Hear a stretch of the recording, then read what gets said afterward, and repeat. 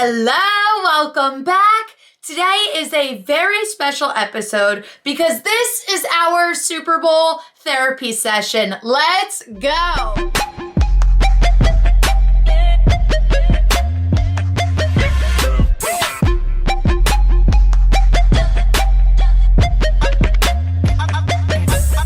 This past weekend, we saw the Tampa Bay Buccaneers win Super Bowl 55 in Tampa, gifting Tom Brady with his 7th Super Bowl ring. He alone has won more championships than any franchise. Franchise.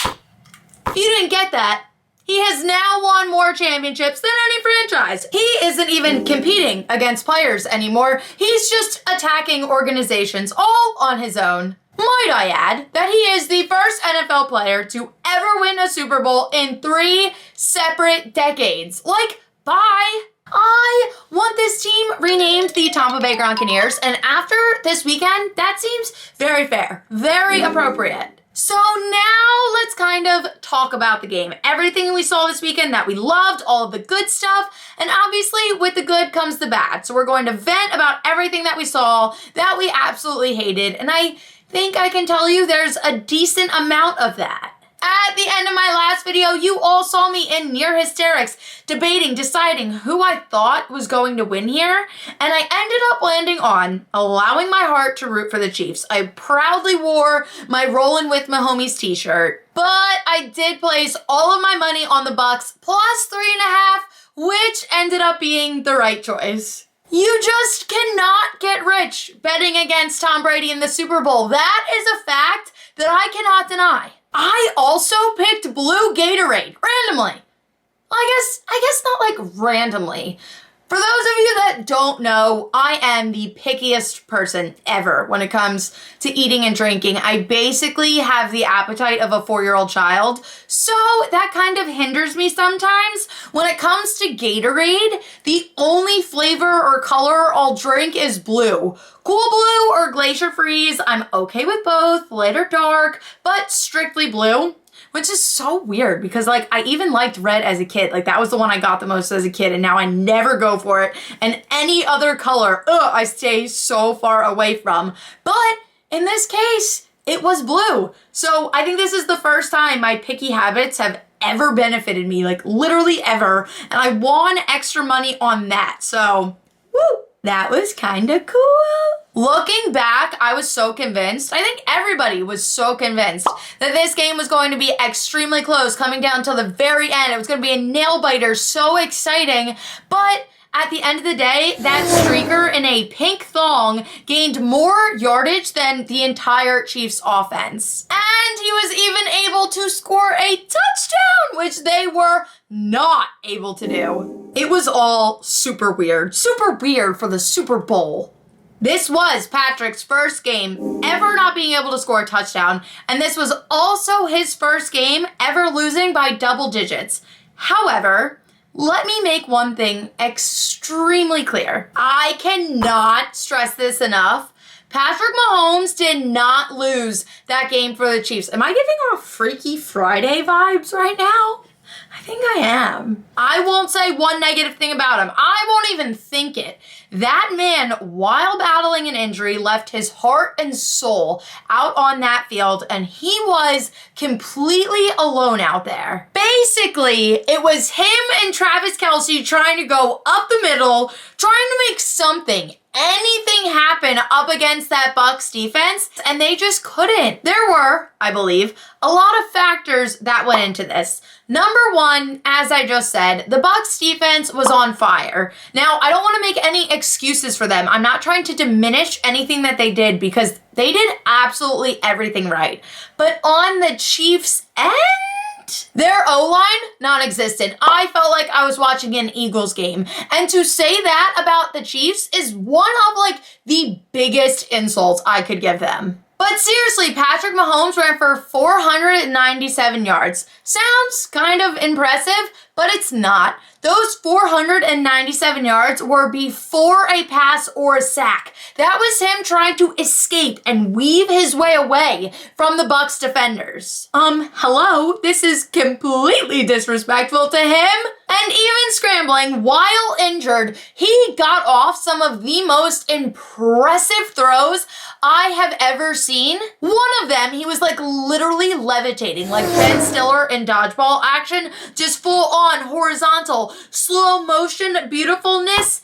Incomplete. The other, he was being spun around by a defender, full on 360, gets the ball off in a straight dart of a line, hits the receiver in the face, dropped. Like, what more could you want from this man? And hello, that right there brings us to number 3. He had no receivers, none. The more I'm actually saying this out loud, the more it actually sounds like I am describing my Eagles. Number 4 reason why the Chiefs looked like straight up garbage was because of their defense and all of those penalties. Now, Tom Brady and penalties are kind of a sore subject unless you are a Tom Brady fan. And we all know that I am extremely, extremely tough on the greatest of all time. The NFC Championship game, for example, the first Snapchat that I posted after the conclusion of that game said, and I quote,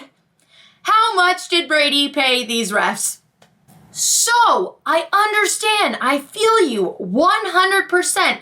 However, in this game, I felt that 99.9% of the flags thrown were valid.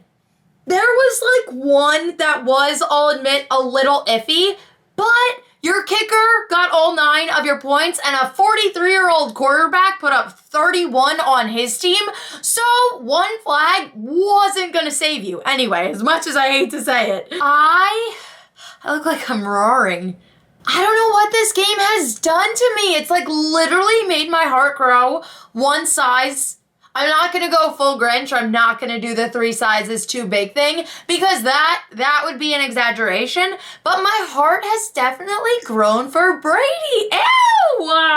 How can it not though? Like the video of him after the game looking for his family and then finally getting his kids and Giselle, like it was so sweet and so pure. And now all of the videos of him being carried through Tampa because he's so drunk, like I love it. I love this side of him. For some reason, he seems human right now. I think he's happy, like genuinely happy, and I like to see it. I support this side of Brady. Now, while we can sit here making lists upon lists of everything that the Chiefs did wrong, for the Buccaneers, this is so very different. They showed up, Tom Brady showed up, their offense showed up, their defense showed up, and everyone did exactly what they had to do in order to win that game. Their chemistry was unmatched. Gronk, he even said it himself. He was saving all those touchdowns for the Super Bowl. Antonio Brown getting a touchdown too. Everything just felt so surreal. I loved it. I loved this team, their energy, their vibe. It was honestly really special. I heard stories of Tom Brady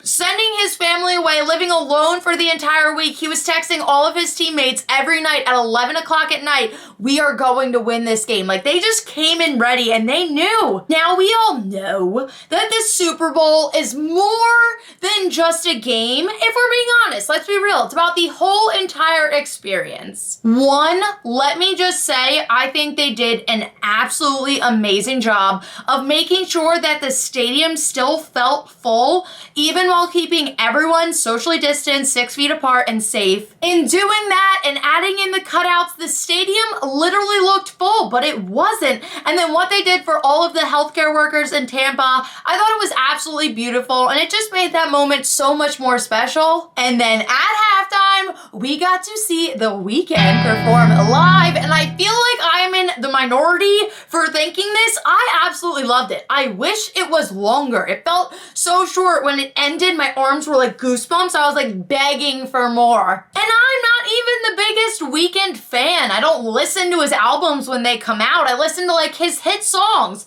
So I was honestly shocked that I knew every song that he was playing, but I thought it was absolutely gorgeous. He put out $7 million of his own money to make that happen, and the set and the dancers, everything, the choreography, the lighting.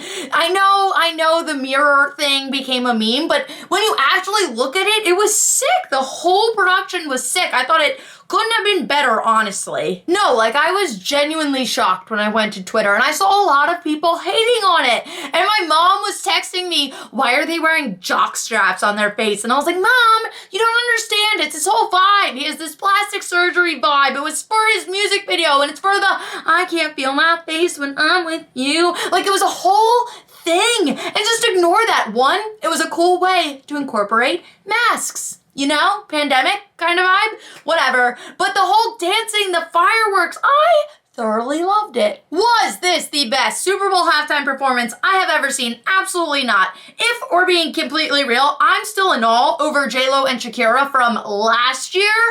And if we're being really honest, nothing has felt 100% right since Beyonce. But I did love the Pepsi halftime Super Bowl performance. I think it's time to sponsor me, please. There was also some drama, which we live for here. It was very apparent that Tyrann Mathieu was livid in this game, and I don't blame him. This is what you work for all season. The offense couldn't do anything. The rest of the defense was not stepping up, but for him to come out there and act like a child is unacceptable. There's no crying in baseball and football, for that matter. He just kept antagonizing and antagonizing and antagonizing. And then when I finally saw Brady go after him, I was like, yes, old man. And he was the one to text him and apologize for it after all of it. Mathieu also put up a very questionable tweet that was then later deleted, talking about when him and Brady were in their tiff, how he was claiming that Brady called him something that he will not repeat.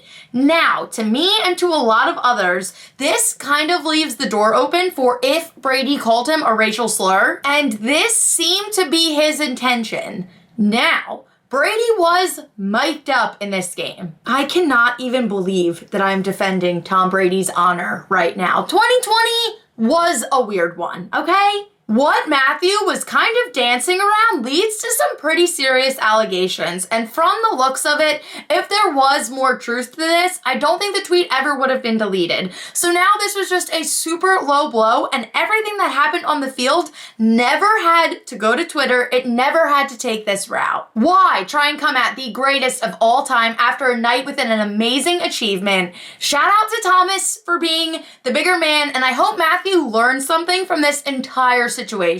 Now the Buccaneers are partying it up in Tampa, and I have never seen Tom Brady so intoxicated. He carried them through this championship, and now their security is literally carrying him. Like, actually, he had too much avocado tequila.